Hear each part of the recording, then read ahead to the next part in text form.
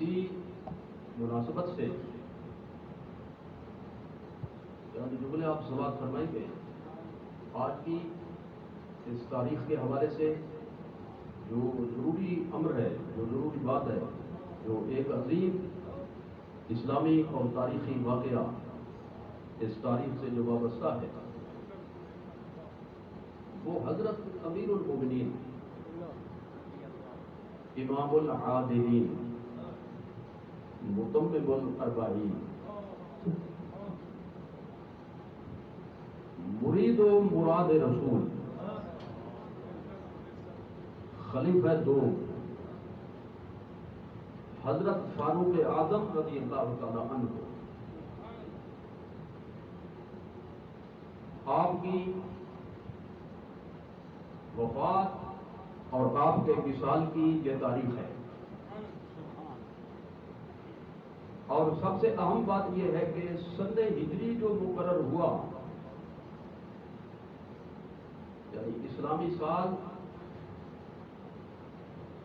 کس مہینے سے شروع ہو اور کس مہینے پر ختم ہو،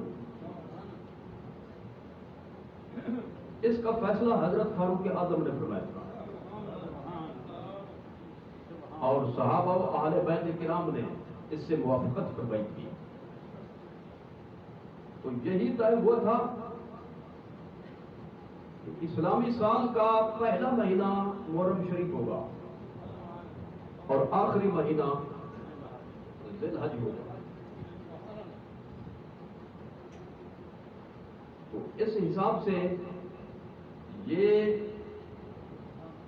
سن ہجری اسلامی جو ہے یہ حضرت فاروق اعظم کی یادگار ہے رضی اللہ تعالی عنہ. اسی مناسبت سے میں چند جملے عرض کروں گا.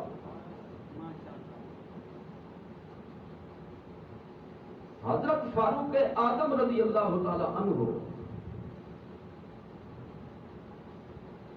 آپ کی عمر شریف 63 برس ہوئی، اور یہ صرف اتفاق نہیں بلکہ قدرت کا فیصلہ ہے کہ حضور سرور عالم صلی اللہ علیہ وسلم کی ظاہری حیات طیبہ 63 برس ہے، اور حضرت صدیق اکبر کی ظاہری عمر شریف بھی 63 برس ہے، اور حضرت فاروق اعظم کی ظاہری حیات طیبہ بھی 63 برس ہے. جب آپ نے مکہ شریف سے ہجرت فرمائی اس وقت آپ کی عمر شریف کا 41واں سال تھا. 41 سال کی عمر شریف میں آپ نے اللہ اس کے رسول صلی اللہ علیہ وسلم کے حکم سے مکہ شریف کو چھوڑا، ہجرت فرمائی.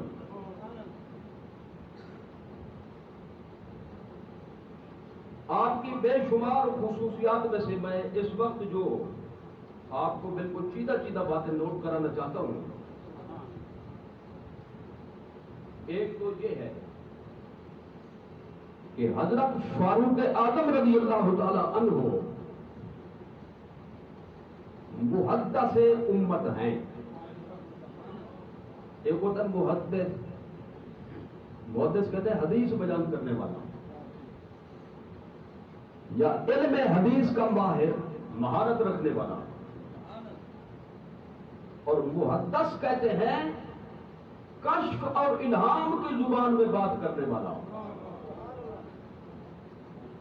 یعنی اللہ تعالیٰ جس کے دل میں پیش آمدہ مسائل کا حل القاء فرمائے اور پھر وہ اپنی زبان سے اس کو بیان کرے، اس کو کہتے ہیں محدث.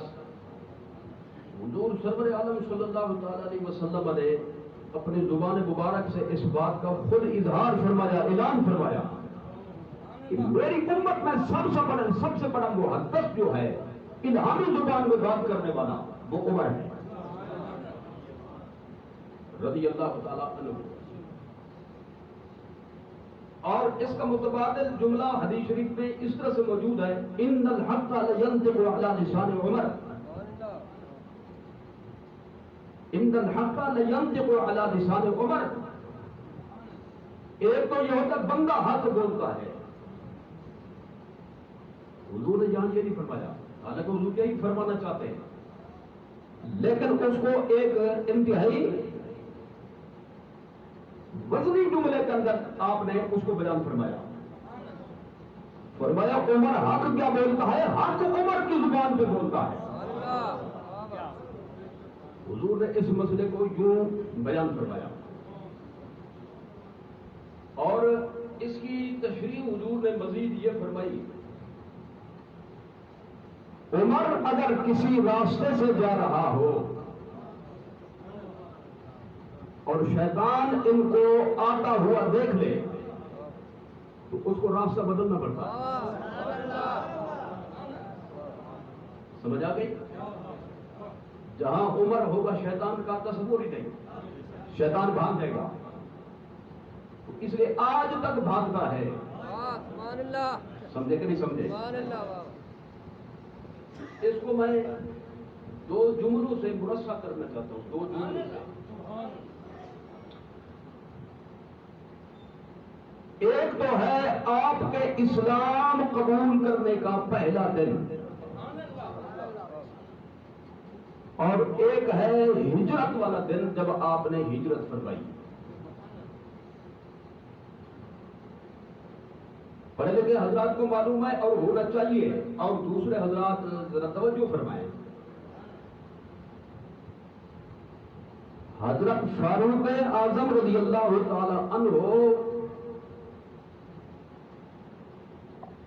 40 کی تکمیل ہیں، اس لیے آپ کے القاب میں سے ایک لقب ہے متمم ال40، 40 کا عدد مکمل کرنے والا، 40 کا عدد پورا کرنے والا، متمم ال40۔ اور حج اور عمرے کے مسائل میں آپ پڑھیں، اگر مطالعہ کریں تو ہمارے بزرگوں نے پیچھے لکھا ہے کہ جب روضہ اقدس پر حاضری ہو، بارگاہ رسالت امام صلی اللہ علیہ وسلم کا نذرانہ پیش کر لو، اور پھر امیر المومنین یارغان کی خدمت میں سلام پیش کر لو، آخر میں وہاں پہ جانی مبارک کے سامنے حضرت فاروق اعظم کی بارگاہ میں سلام پیش کرنا پڑتا ہے۔ تو جب فاروق اعظم کو سلام پیش کرو تو ایک جملہ ضرور بولو، السلام علیک یا متمم ال40۔ یاد کر لو، شاید حاضری لکھی ہی جائے، السلام علیک یا متمم ال40۔ اس کا کیا مطلب ہوتا ہے؟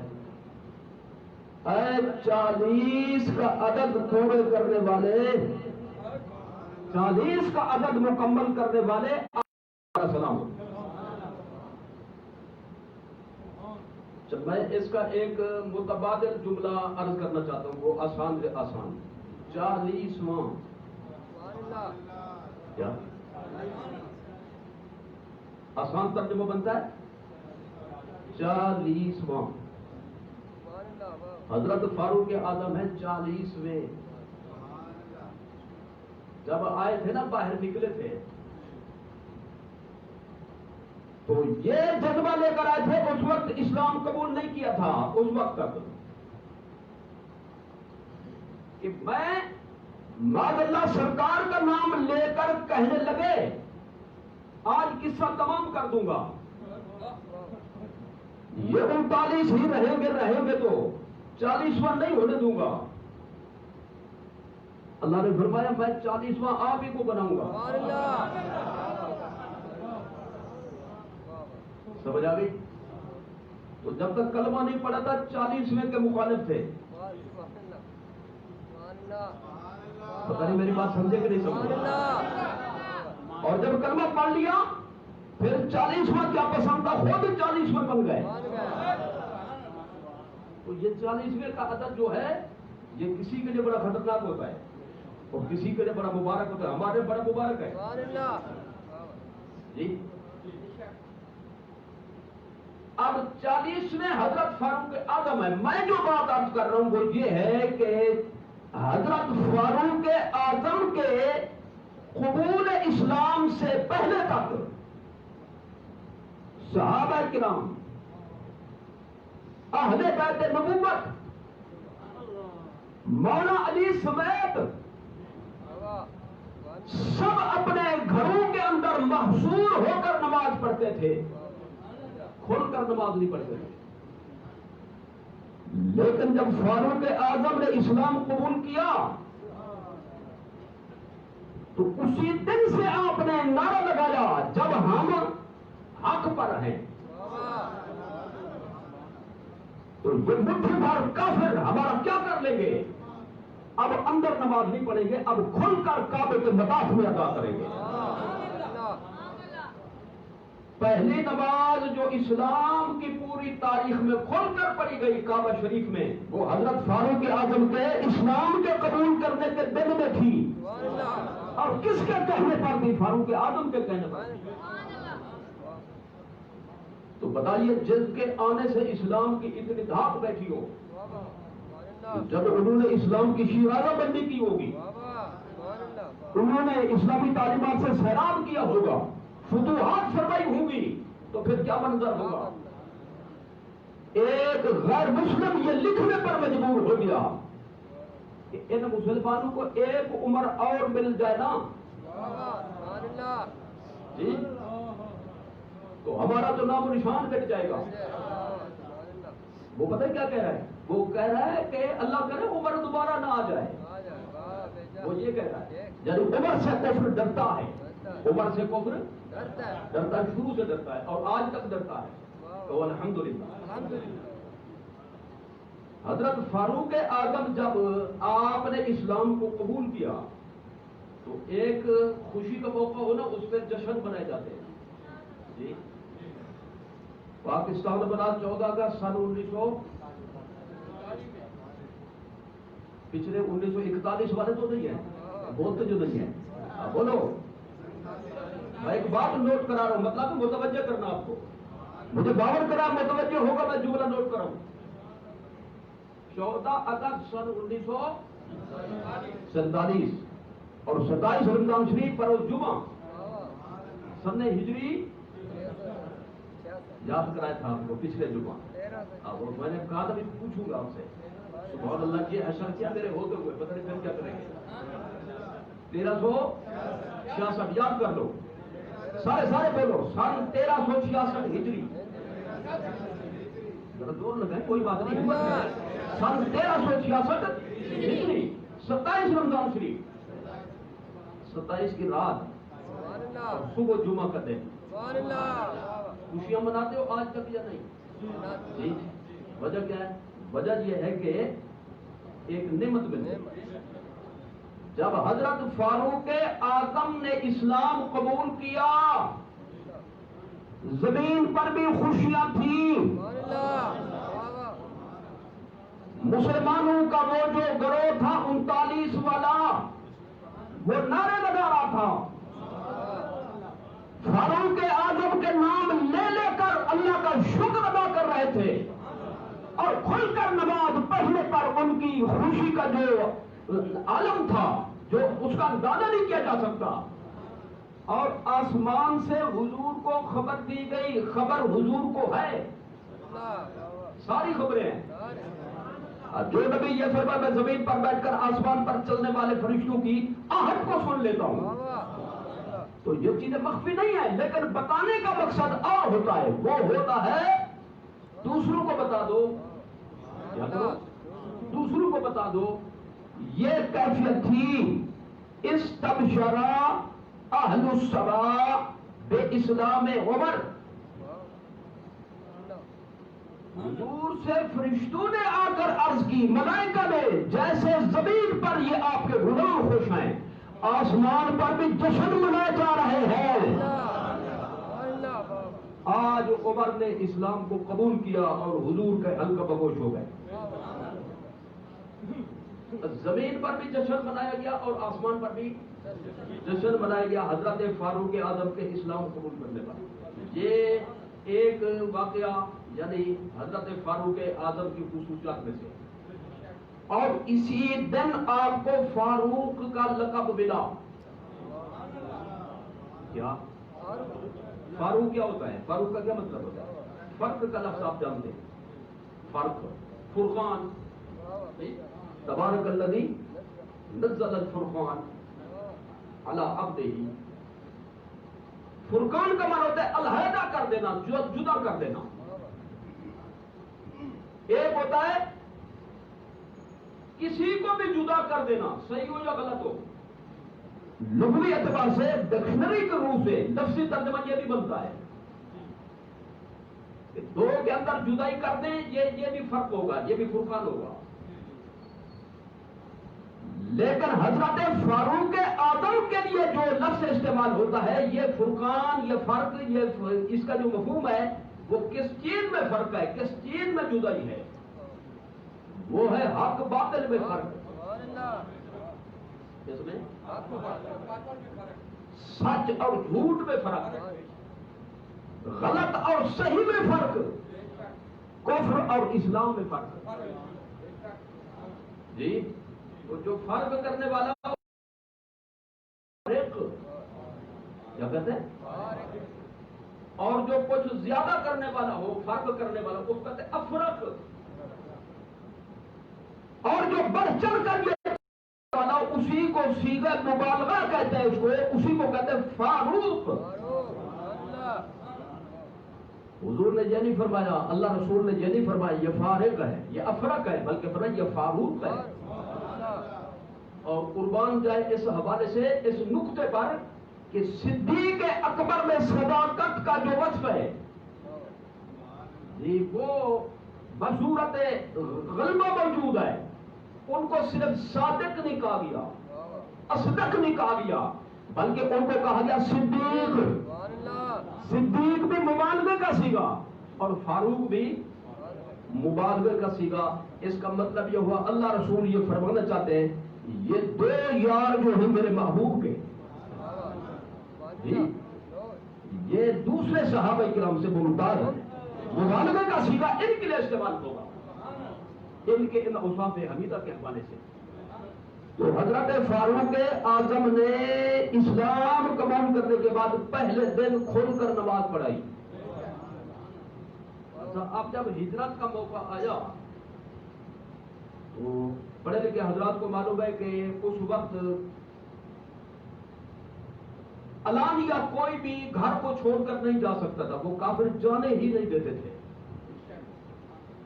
پکڑ کر انہوں نے تکلیفیں دینی، اذیتیں دینی، ٹکڑے ٹکڑے کر دینا، انہوں نے قتل کر دینا، شہید کر دینا. یہ تو معمول تھا ان کا. حضرت فاروق اعظم نے جب ہجرت کا ارادہ فرمایا تو آپ اس کو بھی ذرا ذہن نشین فرمائے، آپ کی کیفیت کیا تھی اس وقت؟ تلوار لی ہاتھ میں، نیام سے نکالی، سونتی، کعبہ شریف میں تشریف لے گئے. مطاف میں یعنی جہاں کعبہ شریف کا صحن ہے جس میں طواف کیا جاتا ہے، کافر مطاف میں کعبہ شریف کے صحن میں تولیاں بنا کر پھیلے ہوئے تھے. مشورے ہو رہے تھے اب کیا کریں، وہ گیا وہ گیا وہ گیا، چھپ کر چلے گئے، یہ ہو گیا وہ گیا، ہمارے ہاتھ سے نکل گئے، کاش کہ ہمارے گرفت میں آ جاتے، ہم یہ کر دیتے وہ کر دیتے. حضرت فاروق اعظم ان تمام قبیلوں کے سرداروں کے پاس، ان ٹولوں کے پاس چل کر گئے. میں جو مشورے کر رہا ہوں مجھے پتا ہے، یہ دیکھو تلوار اور یہ دیکھو میری یلغار اور سنو میری پکار، میں سب کو کہہ رہا ہوں کان کھول کر سن رہا ہوں، میں جا رہا ہوں ہجرت کر کے، چھپ کر نہیں جاؤں گا، علانیہ جاؤں گا. جس نے اپنی بیوی کو بیوہ کرانا ہو آ جائے، جس نے اپنے بچوں کو یتیم کرانا ہو آ جائے. تو حضرت فاروق اعظم نے اس انداز سے اسلام کا جھنڈا بلند کیا، اسی لیے ان کو کہتے ہیں فاروق. اور فرق کرنے والے اور بھی آپ کی تابع داری میں پیدا ہوئے، جی قیامت تک ہوتے رہیں گے. حق و باطل میں فرق کرنے والے، دودھ کا دودھ، پانی کا پانی کرنے والے. لیکن سب سے زیادہ غلبے کے ساتھ یہ وصف آپ ہی کا ہے. لہذا دوسروں سے آپ کی اس شان کو امتیازی صورت میں بیان کرنے کے لیے آپ کو کہا جاتا ہے فاروق اعظم. مت کرے گا فاروق اعظم. سنی کیسا خوش نصیب ہے، نبی ملا تو نبی اعظم، رسول اعظم. فاروق ملا تو فاروق اعظم، امام ملا تو امام اعظم، اور مرشد ملا تو غوث اعظم۔ آپ کی مرضی یہ بولے نہ بولے، میں نے تو آدم کی بات کر دی۔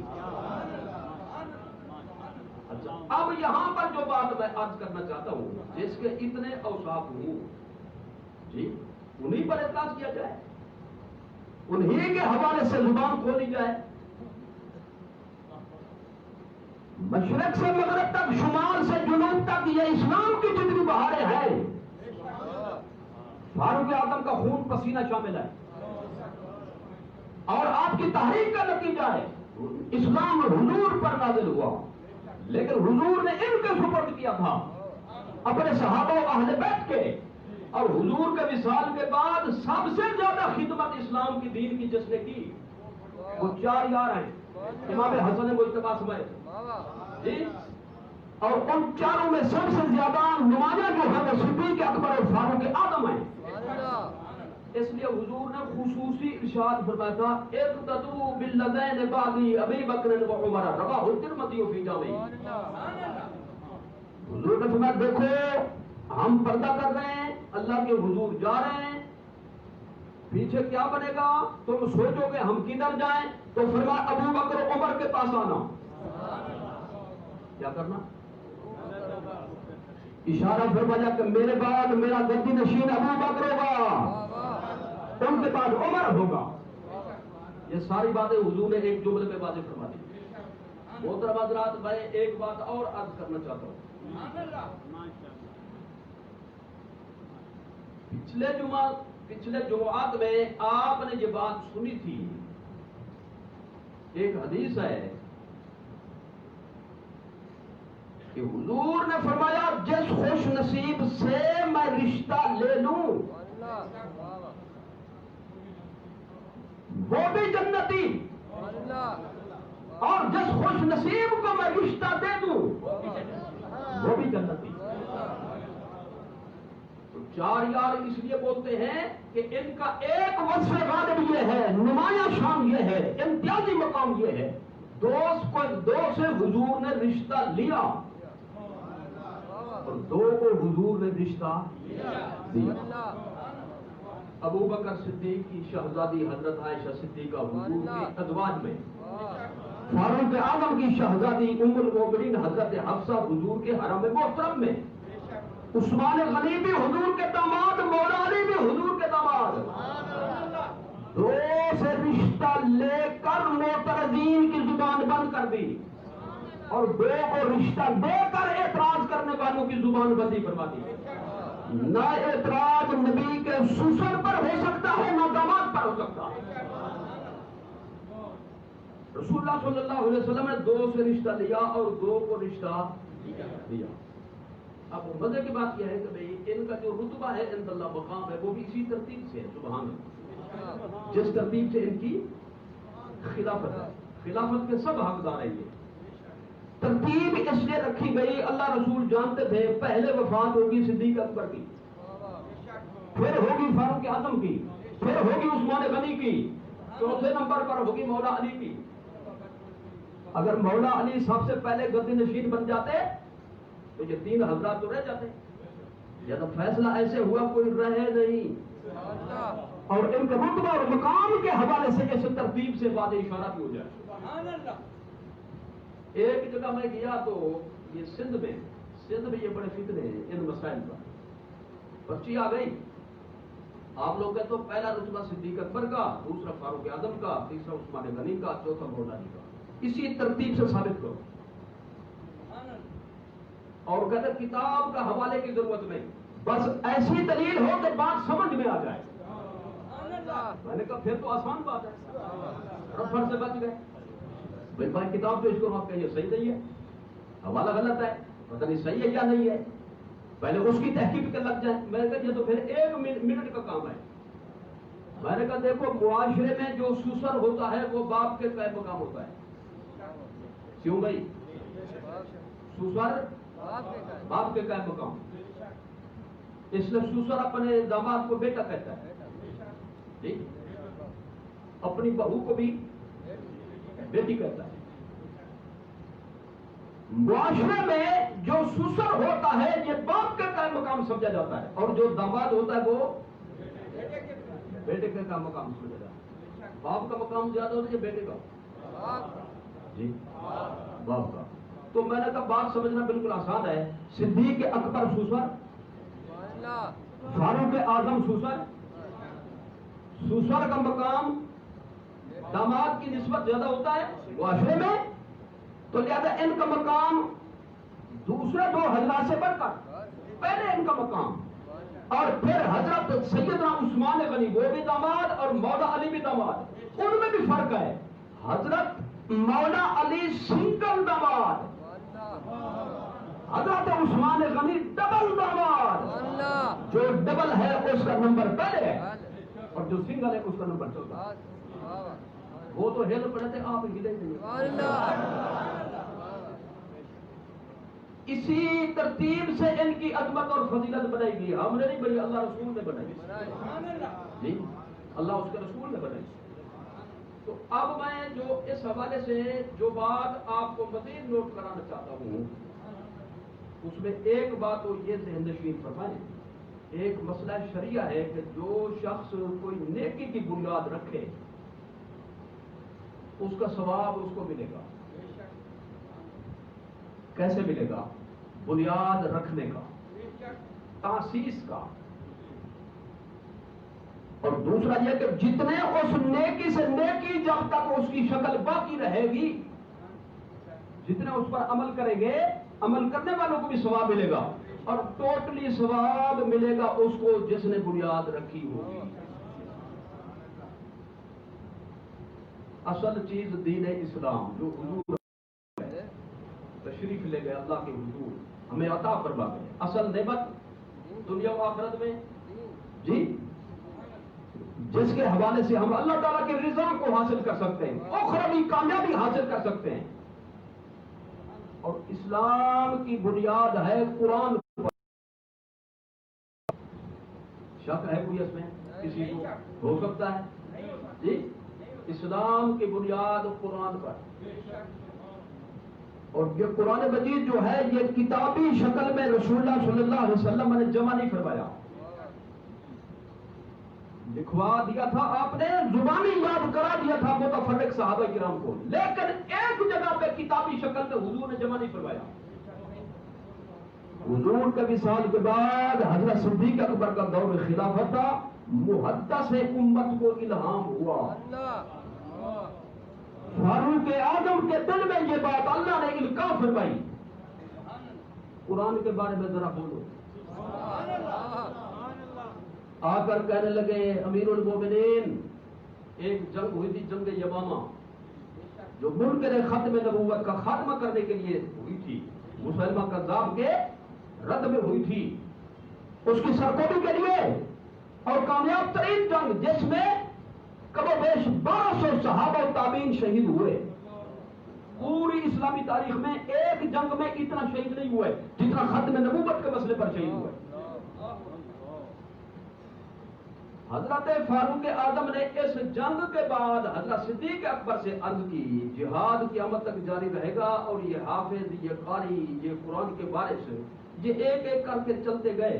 اس جنگ میں 500-600 تقریباً حفاظ اور قراء صحابہ کرام شہید ہوئے تھے۔ کتنے؟ 500-600۔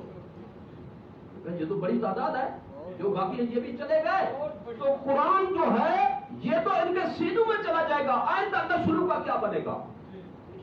میں قصہ سنانے سے قاصر ہوں، قلت وقت کے پیش نظر المختصر فاروق اعظم کے مشورے پر قرآن شریف کو ایک جگہ کتاب کی شکل میں جمع کیا گیا۔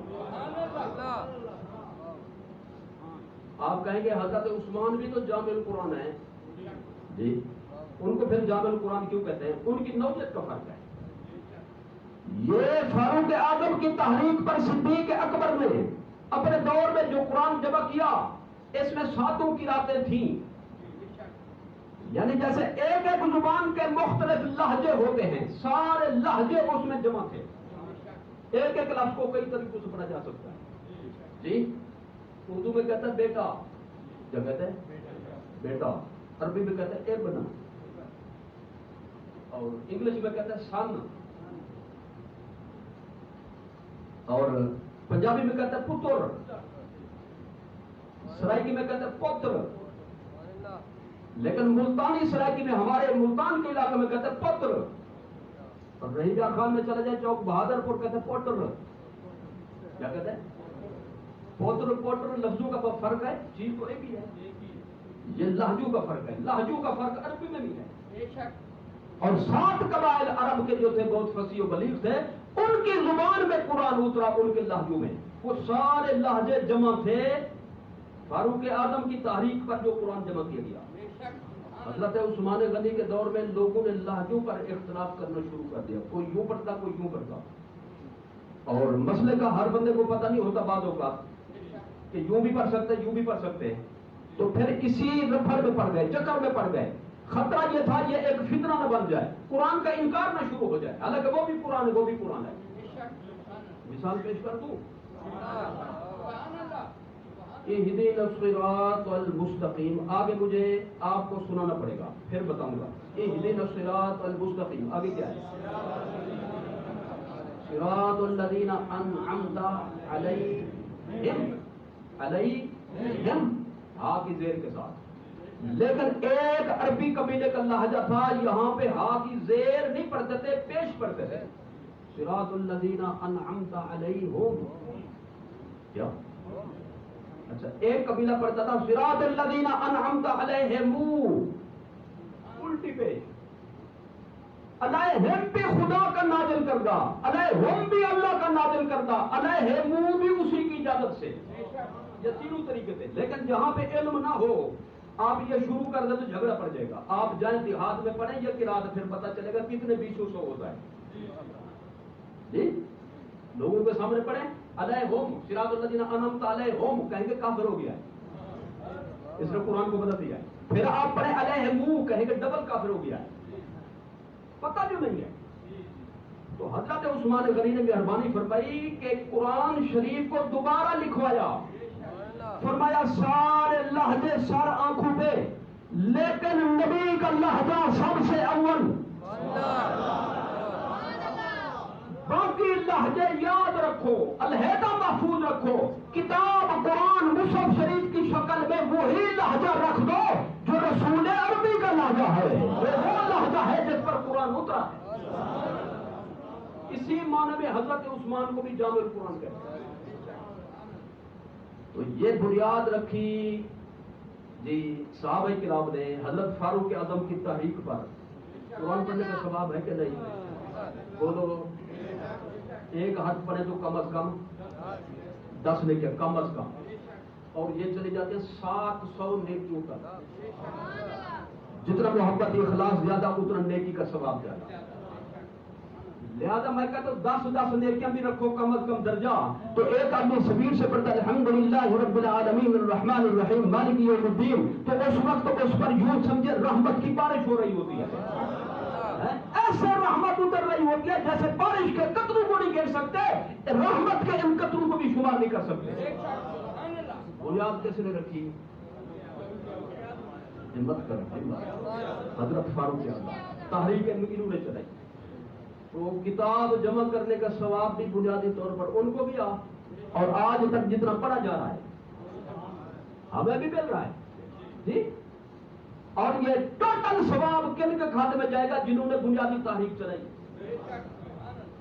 تو کتنا رتبہ ہوگا جی؟ وہ آرام فرما ہے، ان کے درجے ویسے بلند ہو رہے ہیں، ان کی نیکیوں کا سلسلہ جاری ہے. میں سب سے ایک اہم بات آپ کرتا ہوں. ایک سوال، اب یہ جو ہی یہ موسم ہوتا ہے نا، پھر مچھر نکل آتے ہیں. مچھر کے موسم میں جی یہ ٹھنڈی میٹھی موسم ہوگی تو مچھر آ جائیں گے، کاٹنا شروع کر دیں گے. پھر کوئی جلے بھی جلائے گا، کوئی دھواں دے گا جی، کوئی کیا اختیار کرے گا، کوئی کیا. اور نہیں تو جو کڑوا تیل ہے وہ لوگ وہ لگا دیتے ہیں تاکہ مچھر تو آ گئے. تو ربیع الاول شریف ہے تو میلاد شریف پر اعتراض کی جو ہے بشار ہو جاتی ہے، میسج وغیرہ یہ وہ. اور محرم شریف ہے تو اس حوالے سے مسائل کھڑے ہو جاتے ہیں. ایک مسئلہ اب یہ آیا ہوا ہے کہ حضرت فاروق اعظم کا یوم وفات یکم محرم ہے ہی نہیں تو مناؤ گے کیسے؟ یعنی محرم شریف کی پہلی تاریخ ان کا یوم شہادت ہے ہی نہیں، تاکہ لوگ شک میں پڑ جائیں. تو پہلی بات یہ ہے، یہ ذہن میں رکھو، ہم جب دن مقرر کرتے ہیں تو سہولت کے لیے مقرر کرتے ہیں. کس کے لیے؟ سہولت کا یہ مقصد ہوتا ہے کہ آسانی سے جمع ہو جائے. لیکن دن منانے کے لیے ہم کسی دن کی پابندی کو ضروری نہیں سمجھتے. جی وصال کا دن ہو یا نہ ہو اور شروع کر دو، سنی مذہب کو کوئی اعتراض نہیں. تاریخ ہو یا نہ ہو، سال کے 365 دن سب کے سب ان کے ہیں. اس لیے جب ہم پابندی ضروری نہیں سمجھتے، کسی بھی دن کسی بزرگ کا یوم مناؤ، یہ قرآن کے بھی مطابق ہے، مدینے والے کے فرمان کے بھی مطابق ہے. دوسری بات یہ ہے کہ بھئی تحقیق کے حوالے سے اگر سمجھنا چاہتے ہیں تو بات صرف اتنا ہے جس کو الجھا دیا گیا ہے کہ حضرت فاروق اعظم پر حملہ ہوا ذی الحج شریف کے آخری ایام میں.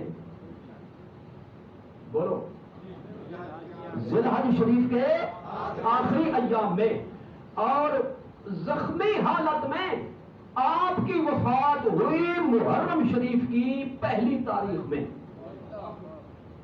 تو تکلیف ہو گئی کہ نہ ہو گئی؟ حملہ ہوا پہلے، زخمی حالت میں موجود رہے. چند دنوں کے بعد جب وصال ہوا تو محرم شریف کی پہلی تاریخ تھی اور اسی دن آپ کی تدفین ہوئی.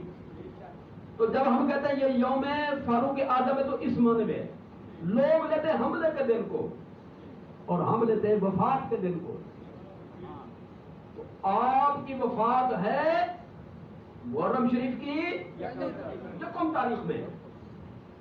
اور یہ کتنا بڑا ظلم ہے، تاریخ وہ رکھیں اور تاریخ منائے ان کی نہیں.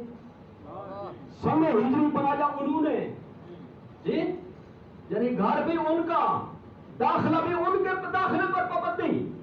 کتنا بڑا ظلم عظیم ہے.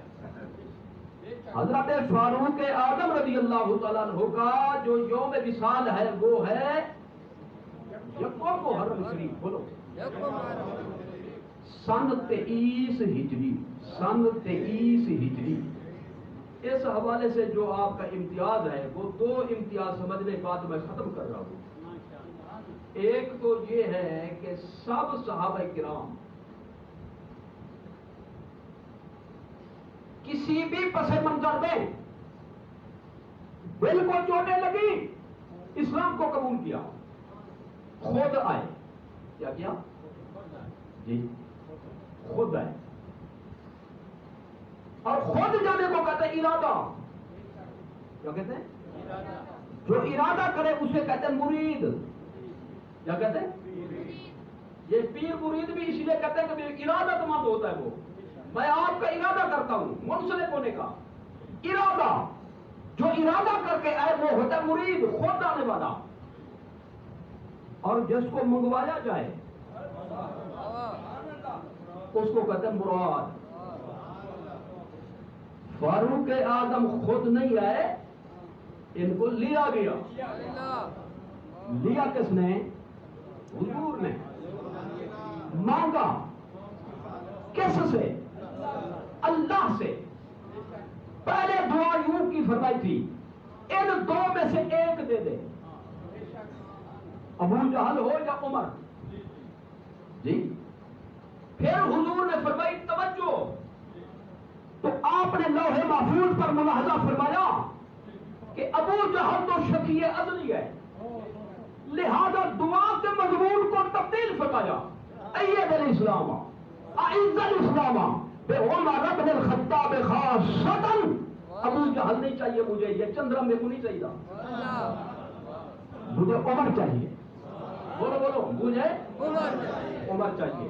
تو اللہ تعالیٰ نے حضرت عمر حضور کے مانگنے پر دیا. سارے مرید بن کر آئے، فاروق اعظم مراد بن کر آئے. میں ایک بات تو آپ سے یہ کہوں گا، مانگنے والے حضور ہوں، دینے والا اللہ ہو، اور چیز ہو عمر جیسی، تو وہ چیز کھری ہوگی یا کھوٹی ہوگی؟ ہمت کریں ذرا. جی حضور نے کھری چیز مانگی، خدا نے کھری چیز دی. جو چیز مانگی وہ کھری تھی تو مانگی. لہذا اب جو کھرا بنے گا، جو چاہے کہ میں بھی کھرا بن جاؤں، اس کو فاروقی بننا پڑے گا. یعنی حضرت عمر کی نسبت اس کو حاصل کرنی پڑے گی، نام کا فاروقی نہیں، نسبت والی بات کر رہا ہوں. نسبت اس کو حاصل کرنی پڑے گی. تو فاروق اعظم حضور کے صرف مرید نہیں بلکہ حضور کے مراد ہے.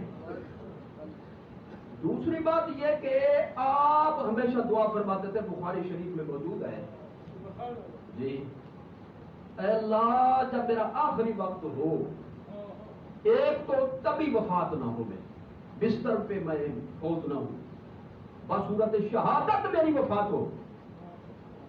اور دوسرا یہ ہے وَاجْعَلْ مَوْتِي فِي بَلَدِ رَسُولِكَ صَلَّى اللَّهُ عَلَيْهِ وَسَلَّمَ اللَّهُمَّ ارْزُقْنِي شَهَادَةً فِي سَبِيلِكَ وَاجْعَلْ مَوْتِي فِي بَلَدِ رَسُولِكَ.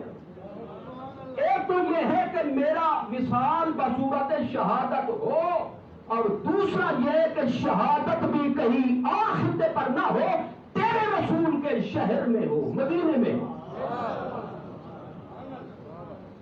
مدینہ مدینہ کرنا بھی یہ فاروق اعظم کی سنت ہے. یہ یعنی مدینہ کی محبت بھی ایمان کا حصہ ہے. فاروق اعظم کی دعا سے یہ بات ظاہر ہو گئی ہے. آپ کی دعا بے عین ہی قبول ہوئی کہ نہیں؟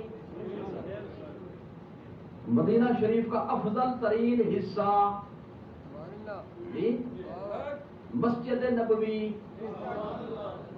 روضۃ من ریاض الجنہ، جنت کی کیاری، مصلی نبوی، نماز فجر کا وقت، عین حالت نماز میں ایک غیر مسلم نے آپ پر نماز کی حالت میں حملہ کیا، آپ کا خون مصلی نبوی پر بہہ نکلا.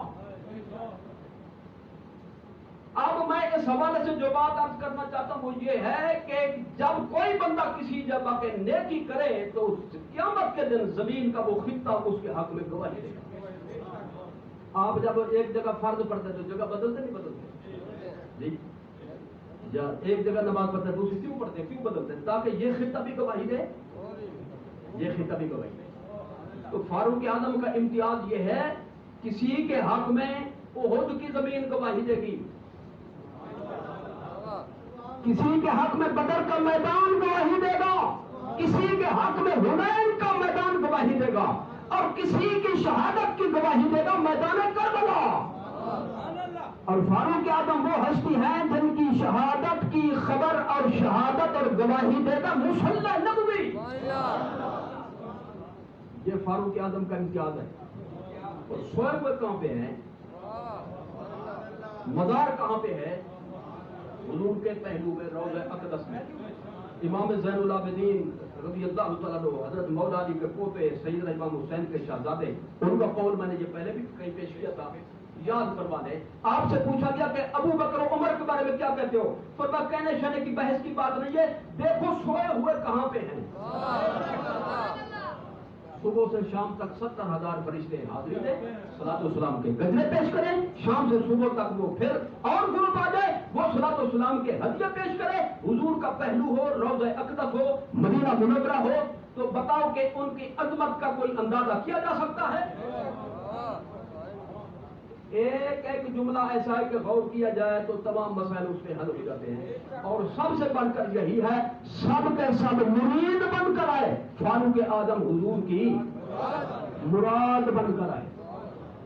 وہ عمر جن کے اعضاء پہ ہے شیدا سقر، وہ عمر جن کے اعضاء پہ ہے شیدا سقر، اس خدا دوست حضرت پہ لاکھوں سلام. اعلیٰ حضرت نے قلم اٹھایا اور آپ نے ان کی پوری ترجمانی کر دی، اشداء علی الکفار کے ترجمہ کر دیا. وہ عمر جس کے اعضاء پہ ہے شیدا سقر، اس خدا دوست حضرت پہ لاکھوں سلام. مصطفیٰ جانت رحمت پہ لاکھوں سلام. شمع بد میں ہدایت پہ. اس محفل کا سلام ہے، بھول نہ جانا، جمعہ کے بعد اور پڑھنا ہے. وما علینا الا البلاغ.